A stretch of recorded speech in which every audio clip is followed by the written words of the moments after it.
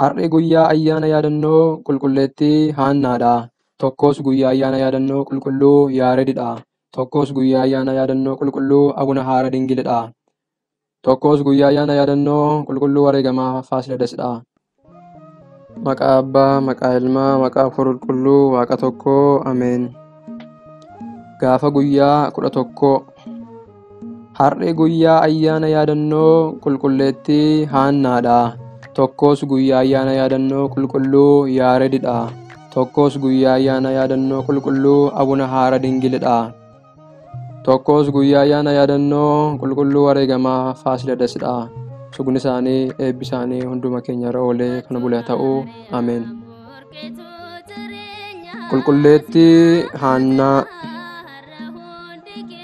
Haannaa jechuun kennaa qabeenya jechuudha.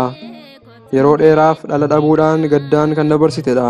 Booda garuu gooftaan kadhannaa ishee dhaga'ee misiraachoodhaan hundumaa ol kan taate qulqulleettii haadha keenya dubroo Maariyaam da'uu dandeesseetti. Isheenis gooftaadhaaf akka'oo ta'uu kan dandeesse dubartii ayyaanoftuudha. Gosa Lewwii irraa kan ta'e sanyii Aroon keessaa ilma Milkii intala Maaxaati. Haati ishee ammoo Hermeellaa jedhamti. Warri ishee malees Soofiyaa fi Maariyaa kan jedhaman ijoollee dubartootaa 2 qabu. Isheenis gosa Yihuudaa kan ta'e Iyyaaqeemitti heerumtee haadha keenya qulqulleettii dubroo Maariyaam deesse. Soofiyaan ammoo Elsaabeex deesse. Elsaabeex haadha warraa luba Zakkaariyaasi. Elsaabeex ammoo Yohaannis Cuuphaa deesse. Maariyaam Solomee fi obboloota gooftaa kan jedhaman Yaaqoob fa'aa deesse. Yaaqoob fa'aan gooftaa waliin dhalachuu irrayyuu firooma dhiigaa kan qabanudha. Kanaaf obboloota gooftaa jedhamanii yeroo hedduu irra deddeebi'amanii kitaaba qulqulluu keessatti waamamaniiru.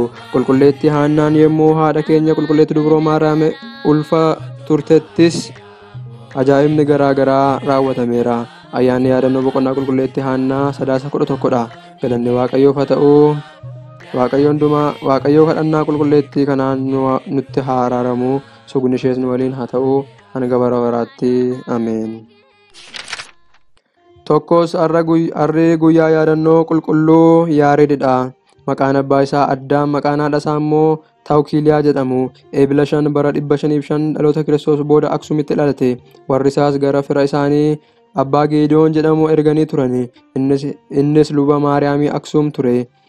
Yommuu gara mana barumsaa galus barumsi galuufii didee faarfannaa Daawit qo'achuu dadhabee firri isaa luba Geediyoonis isa reebaa ture. Yeroo rukkuttaan itti hammaatus lubicha jalaa badee adeeme. Muka tokko jalaas ga'ee haara galfachuuf taa'e. Muka inni jalaa taa'e sana irraa raammoon tokko gara mukichaa yoo baatu deebitee yoo kuftus arge.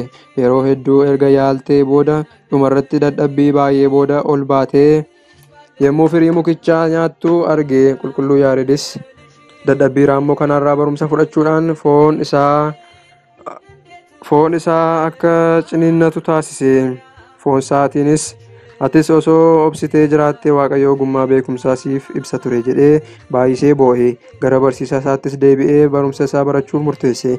Erga barumsatti deebi'ee boodas Waaqayyo beekumsa adda ta'e kenneefi yeroo dheeraa baratee qabachuu kan dadhabe sana amma guyyaa tokkotti beekuu kan danda'e ta'e. Faarfannaa Daawit Mahaaliyaa Salamoon yookiin faarfannaa Salamoon galateeffannaa haadha keenya dubroo Maariyaam kitaabni qulqulluun 81 hundumti isaa icciitiin isaa ifee fi guyyuma tokko keessatti xumure.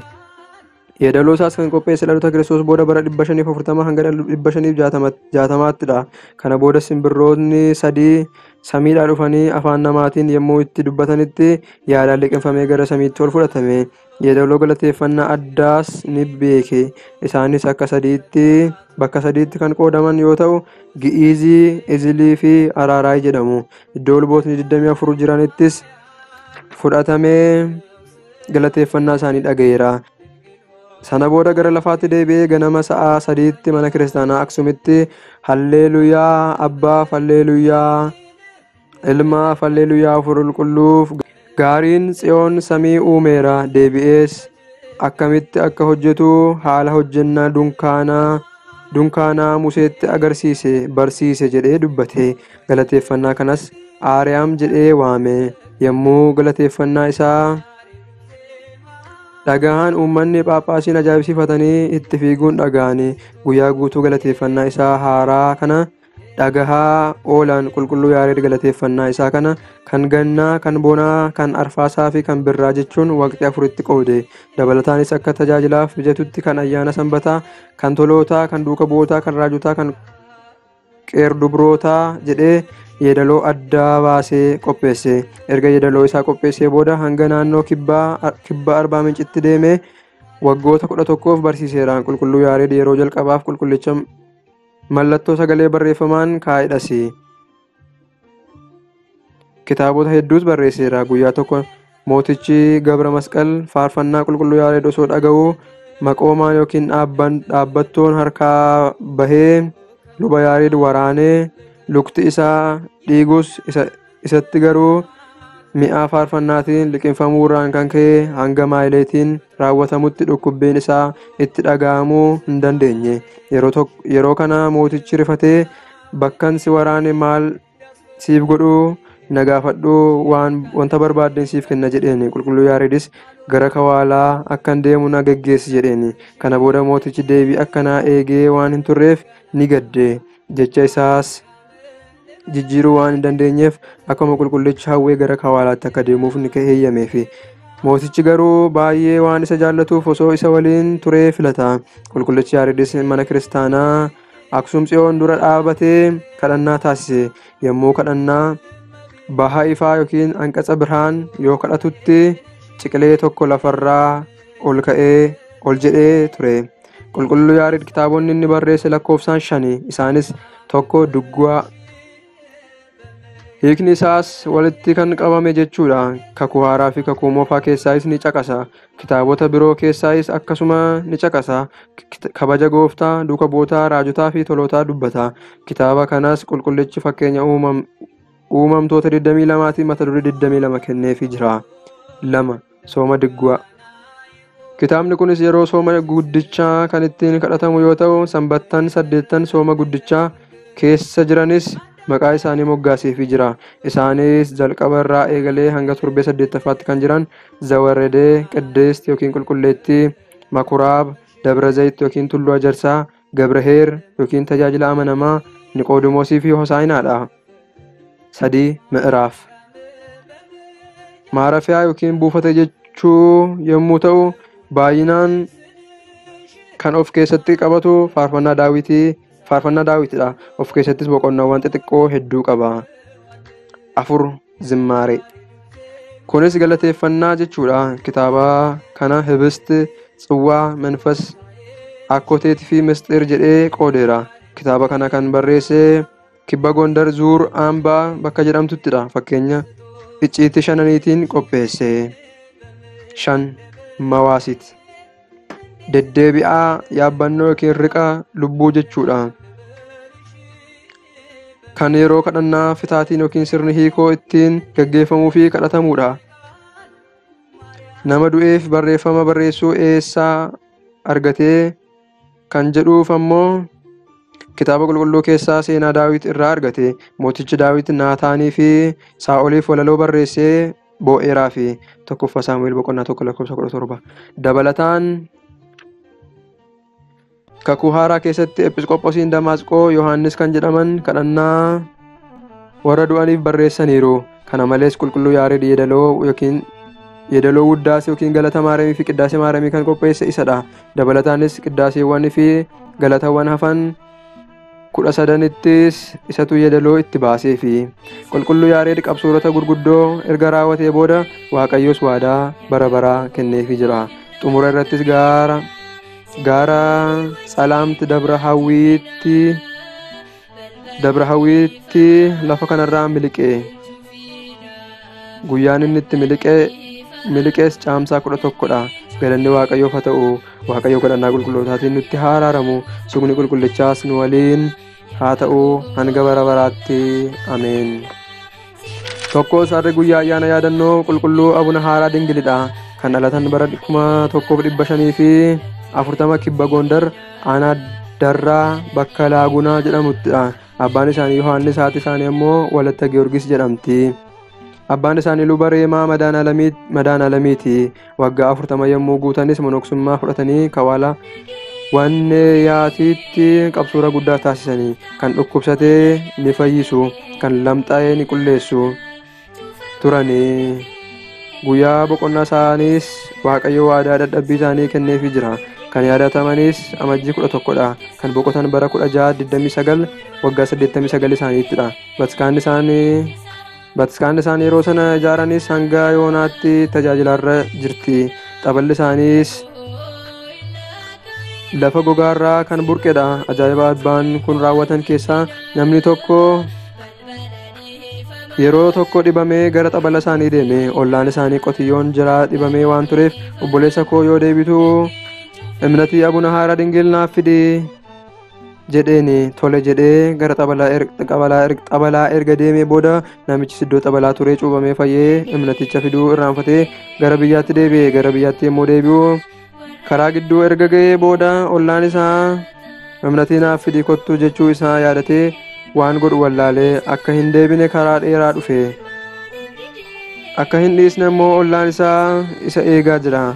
Yeroo kana bakkuma deemurraa silaa biyyuma inni akkamitti beeka jedhee qunxuree fuudhee galee namichatti kenne. Namichis qotiyyoo isaa yoo dibu battaluma fayyee ka'e.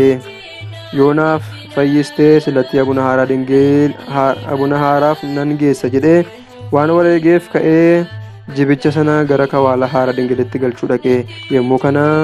Yommuu bakka biyyoon irraa qunxuramu ga'us jibichi ciisee socho'uu dide. Namichis wanta ta'e waan hin beekneef waan godhu wallaallaan gara manaatti galee namicha imnatii fideef sanatti waan ta'e hime. Namichis wanta raawwate waan beekuuf egaa obboleessa koo ati narratti hin beektu jedheen biyyoo bakka kanaa qunxuree malee kan Kawalaa miti.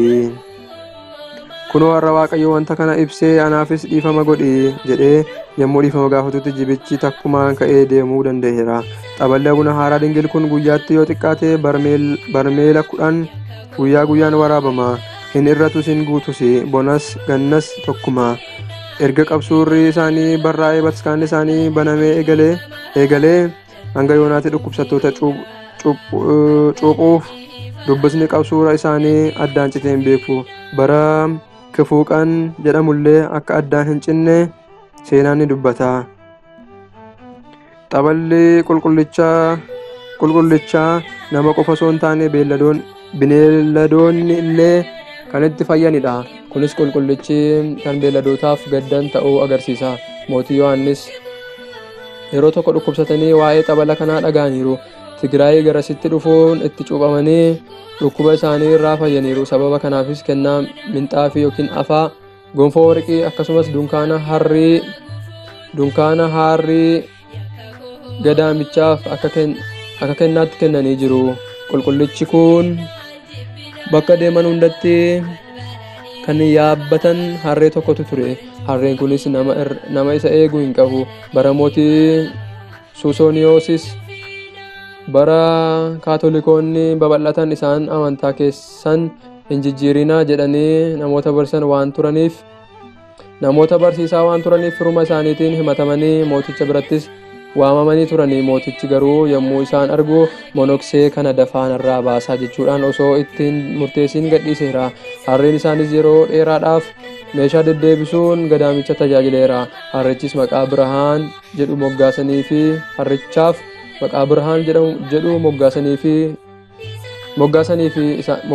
fi isaan waamaa turanii. Harreen sunis yommuu du'u achumatti awwaalame. Awwaala isaa irrattis Etsephaxoos margee awwaala Birhaan jedhamee waamama. Galanni Waaqayyoof haa ta'u. Kadhannaa qulqullichaan Waaqayyo nutti araaramu. Sugni abbaa keenyaan waliin haa ta'u hanga bara baraatti. Ameen. Tokko sarri guyyaa yaadannoo qulqulluu wareegamaa qulqulluu Faasiladaasidha. Anxooqiyaatti dursaa loltootaa ta'ee jiraachaa ture. Mootichi Numeeriyaanos jedhamu obboleettii qulqulluu Faasiladas fuudhee ijoollee Yoosxoos, Galaawudiyoosii fi Abaadir dhalfate. Kanaaf ijoolleen kun Faasiladaasiif ijoollee obboleettii isaati. Haati manaa qulqullicha Faasilidaas ammoo haadha qulqullicha Fiiqxooriif obboleettiidha. Numeeriyaanos yoo du'u intalli isaa tiksee re'ee abbaa ishee jaalachaa waan turteef itti heerumtee moosiftee. Maqaan isaas Diyooqilxaanos ta'e. Waggaa 19 booda Diyooqilxaanos manni kiristaanaa haa cufamu, manni waaqa harkee haa banamu jedhee labsii labse. Yoosxoof fi Fiiqxoor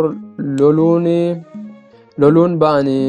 Kana booda nuti maqaa gooftaan lolla osoo hin taane gorsuu qabna jedhanii dhaqanii gorsanii mootichis gara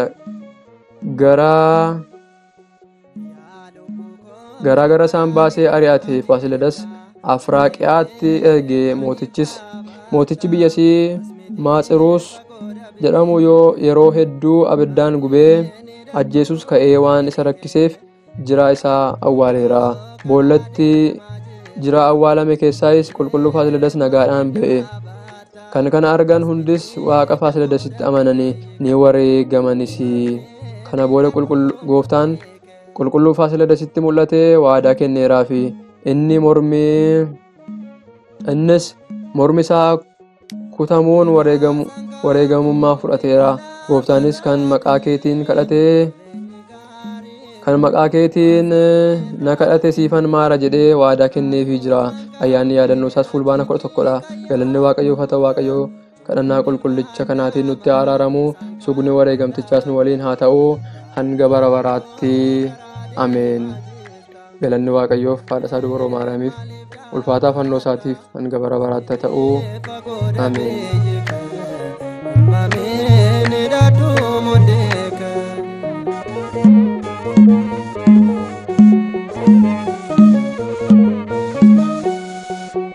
Adeemsa karaa kee fagoorraatu jirtu, maaliif dhaabattaatu yeroon kee jirtu? Lubbuun kee jireenya boqonnaa gargaartu, si'oon qulqulleetti gannataa kadhattu. ገብርኤል ማርያምን አበሰራት ወንድ ልጅም ትወልጃለሽ አላት።